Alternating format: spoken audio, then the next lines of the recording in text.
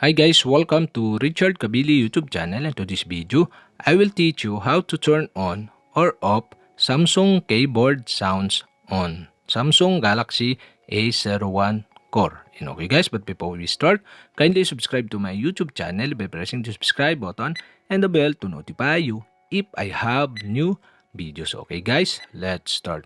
So okay guys, all you have to do is go to setting in your Samsung Galaxy A01 Core.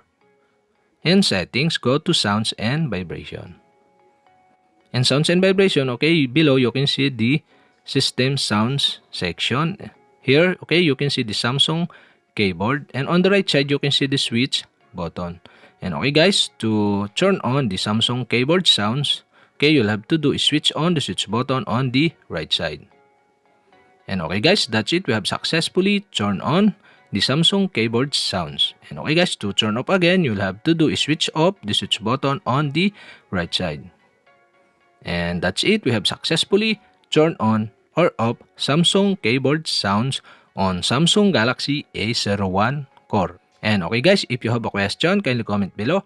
And don't forget to hit the subscribe button and the bell to notify you if I have new videos. Okay guys, thank you for watching.